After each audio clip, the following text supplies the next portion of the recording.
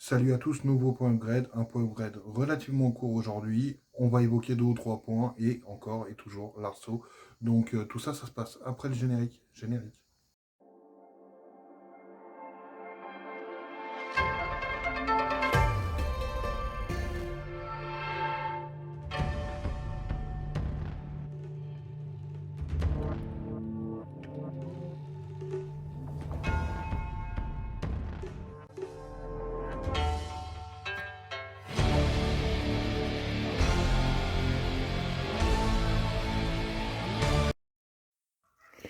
Alors aujourd'hui on a quoi? Désolé pour le chien. Les gens prennent des chiens ici mais ils s'en occupent pas. C'est des nains de jardin les chiens ici. Bon bref. Euh, alors on va pas se taper un unboxing. Aujourd'hui qu'est-ce qu'on a? On a les COS. Les COS rapides. Donc je vais pouvoir refaire mon plus et mon moins. Alors par contre, je les ai reçus comme ça, genre paquet ouvert, hein, normal. Dans une boîte rafistolée avec du vieux journal de je sais pas où. Ouais, la boîte a été recollée et tout. Et donc j'envoie un message au mec qui m'a vendu ça. Euh, je lui dis mais c'est normal, c'est pas censé être neuf. Il me dit ah c'est pas normal, mais tant mieux que vous ayez tout, bonne soirée. On s'en bat les couilles, on s'en bat les couilles, on s'en bat les couilles. Non mais frère, il me dit ah ouais, il y en a qui essayent de voler. Bah ouais, mais au bout d'un moment, s'il a ouvert la boîte, c'est qu'il a réussi, parce que les trucs qui sortent, prends-les. Arrête de me sortir, non, à mon avis. Surtout quand je suis retourné sur l'annonce après, parce qu'il en vendait d'autres. Ceux-là étaient à 10 euros, et ceux d'après étaient les mêmes, hein, à 24,99. À mon avis, il savait que la boîte était défoncée. Enfin bref, je vais installer ça. Alors que je vous montre, bah c'est tout simple. En fait, c'est la cosse, elle est comme ça. Vous allez mettre votre câble de batterie là dans le creux. Et après, par-dessus, il y a cette platine-là qui, elle, aussi est creusée avec deux vis et deux écrous à la vis cruciforme. Vous serrez et c'est bon. Et après, en fait, l'idée de ce genre de cosse, c'est que quand vous refermez le couvercle comme ça, et ben la partie où la borne de la batterie vient se loger, en fait, ça se resserre. Ouais, c'est pas mal. Donc du coup, ça ne bouge pas. Alors, vérifiez la compatibilité, parce que généralement, ça marche avec à peu près tout. Maintenant, il y en a des plus ou moins grosses au niveau de là où vous allez rentrer le câble. Du coup, si comme moi, vous avez des câbles beaucoup plus gros, ça peut être vite chiant en fait. Mais bon, moi, c'est installé et puis je vous montre ça. Alors, et ce coup-ci, j'ai pris ma loupiote. Donc, ouais, la batterie est sortie de son réceptacle. Alors, bien évidemment, j'ai enlevé le gros pâté de soudure qu'il y avait sur mon câble de plus. Pour mettre les fils nets. Voilà. Et puis maintenant, bah, vous voyez, vous enlevez ça. Hop. Vous refoutez. Et voilà, c'est fixé, ça bouge plus. Ça dépasse tout ce que j'ai pu imaginer. C'est tout con, mais moi je trouve ça génial, surtout quand on a des voitures de piste où on est amené à bouger la batterie souvent, ou au final ça tient super bien, c'est pratique. C'est plus esthétique souvent que les cosses d'origine, donc il n'y a pas de raison de se priver. En général, ça coûte entre 10 et 20 balles, comptez plutôt 20 balles, hein, parce que faut avant, à une époque, ça coûtait dans les 4,50 €. Enfin, vous en trouviez à 4,50 €, 5 €. 5. Maintenant, c'est plus 20 euros. Normal, ça doit venir de... Je ne dirais rien. Bon, maintenant que ça c'est fait, je vais pouvoir... Alors, je vais pas bien fixer encore mon câble de plus, parce que tant que l'arceau est pas fait, il faudrait que je serais amené à renlever mon câble de plus pour éviter qu'il soit éborgné, ou que par les soudures, il soit abîmé.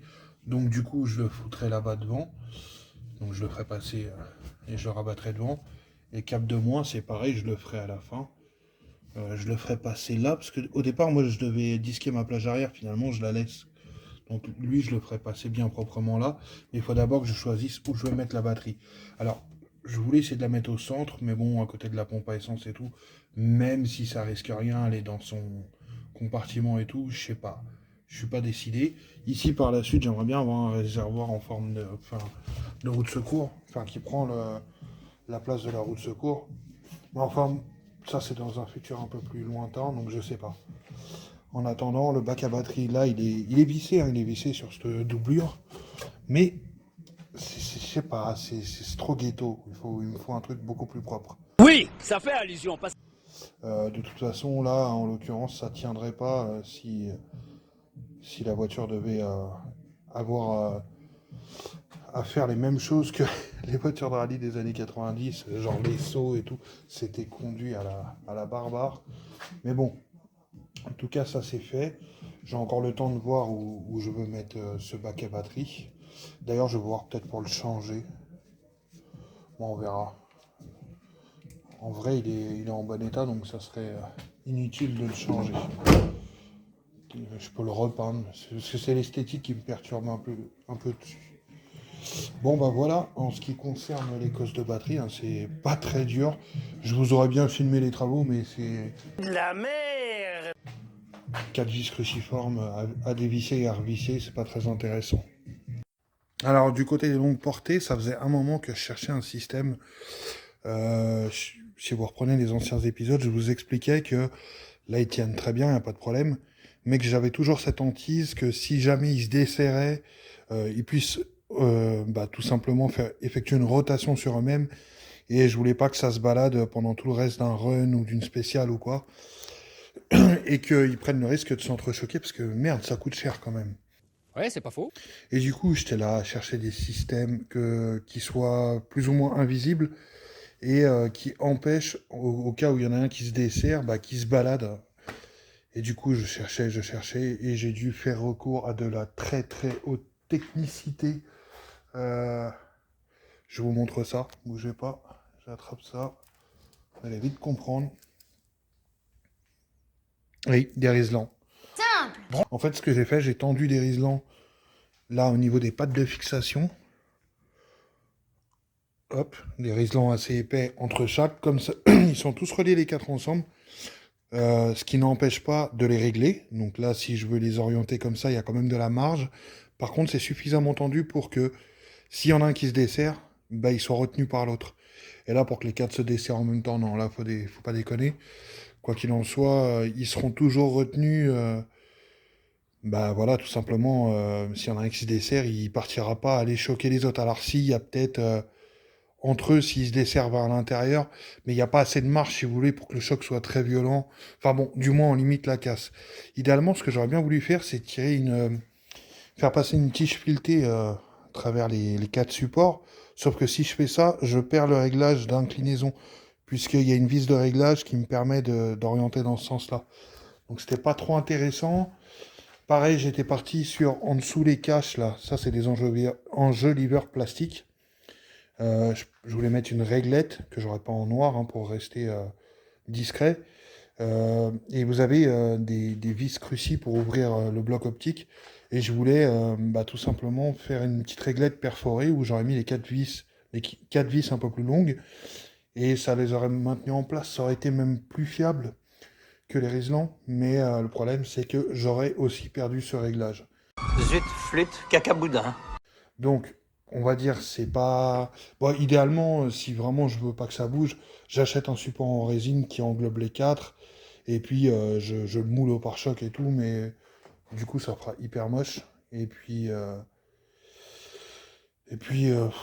C'est vraiment des emmerdes pour pas grand-chose, d'autant qu'un de ces quatre, il faudrait que je change le pare-choc. J'aimerais bien, d'ailleurs, à cette occasion, le changer par quelque chose de plus large. Donc, peut-être acheter un body kit... du moins un pare-choc en fibre, mais un truc qui fasse encore plus rallye. Pareil, mettre un moule, enfin un support ici avec les longues portées intégrées, ça pourrait faire super beau, mais je perdrais le flux d'air qui arrive dans la prise d'air. Du coup, bon, pas très utile. C'est pour ça d'ailleurs que les longues portées sont à cet endroit-là, hein, parce que quand il y aura l'échangeur, ça bloque pas le flux d'air dans le pare-choc. Et sur le capot, ça aurait bloqué le flux d'air pour l'admission, donc c'est l'endroit parfait ici. Et sur les côtés, j'en ai pas besoin parce que j'ai les anti-brouillards, même si c'est pas le même but en soi, on va dire. Donc voilà, donc j'ai cocher, enfin décocher, ou je sais pas comment dire, éliminer une tâche sur mon tableau des objectifs sur cette voiture. Bon, ça va pas joué à grand chose. C'est vrai que ça aurait été vraiment cool de mettre des trucs rigides entre les supports, mais encore une fois, je perdrais le réglage, donc c'est chiant. Donc là, c'est bien en fait. Au moins, ils se desserrent, bah, s'ils se desservent à l'intérieur, ils se bloqueront enfin, entre eux. S'ils se desservent vers l'extérieur, bah, ils iront pas très loin en fait. Donc voilà. Je trouve que c'est relativement invisible. Bon, après, tout ce que je peux faire, c'est mettre de la très grosse gaine qui protège déjà les gaines que j'ai mis là pour les fils électriques. Et en plus, cacherait les riselants, mais bon, ça c'est un détail esthétique. À terme, j'aimerais bien faire repeindre le capot, hein, parce que je rappelle que c'était un bricolage que j'avais fait quand j'ai eu mon souci de peinture sur le capot. Mais il faudrait faire ça beaucoup plus propre, mais on fera ça à la fin. Il y a d'autres priorités avant. Donc voilà, déjà ça c'est un petit truc de fait qui... En fait c'est ce que je vous disais, et c'est ce que je vous dis sur plusieurs vidéos, hein, je fais des... je fais le... comment dire, je l'équipe, je fais les choses à 80% sur le moment, je passe à autre chose et je reviens dessus pour peaufiner. Donc les longues portées étaient posées, câblées, ils fonctionnaient, les câbles étaient gainés et tout, donc voilà. Et là je suis venu apporter une petite modification qui pour moi voilà, complète, on va dire, l'objectif. Pareil, hein, les attaches capot, elles sont bien, mais j'avais eu un souci avec ma pince à rivet, et j'avais pas pu passer, malgré tout, bien dans le creux. Ce qui fait que le rivet, là, bah, il tient, il n'y a pas de souci. Mais ça fait moche, il dépasse un peu. Un de ces quatre, ça va me péter comme ça. Je vais lui mettre un coup de perceuse et je vais remettre un rivet. Pourquoi? C'est des petits détails comme ça. Donc voilà de ce côté-là. Du côté longue portée, je pense qu'on est à peu près bon. Voilà. A few moments later. J'ai sorti la voiture parce qu'on y verra plus clair que dans le garage. Donc je vous parlais des pattes de fixation de l'arceau. Putain, il fait chaud, canicule. Donc voilà, globalement c'est comme ça qu'elles vont être positionnées. Donc elles épousent bien la forme ici.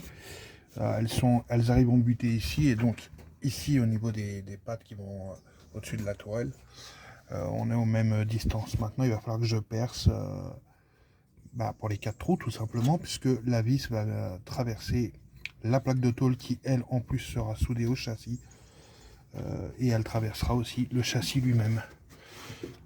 Je suis pas très chaud, mais de toute façon il faut le faire. Pourquoi c'est pas encore fait? Tout simplement parce que j'ai pas de peinture encore pour traiter le châssis. Il est hors de question que je perce mon châssis et que je le laisse, même si la voiture elle est à l'abri au sec, que je le laisse au risque que ça rouille en attendant que j'achète de la peinture. Sortez-vous les doigts du cul! Je vais vous montrer une vue d'ensemble de ce que ça donne. Voilà. Qu'il arrive à ce niveau-là, comme sur les Lancer Evo en fait. Alors, j'ai pas serré les vis ici, il va falloir que je leur démonte, donc ça sert absolument à rien. On pourrait se dire qu'en les serrant, du coup le métal se mettra en place ou quoi, mais pas du tout, parce que c'est la vis passe de part en part, elle change absolument rien au positionnement de l'arceau. Donc voilà. Voilà, je vous avais dit un poème grade super court, il n'y a pas grand chose en termes d'évolution, mais il fait 2500 degrés en ce moment, et je vous assure que bosser au garage, c'est une vraie fournaise.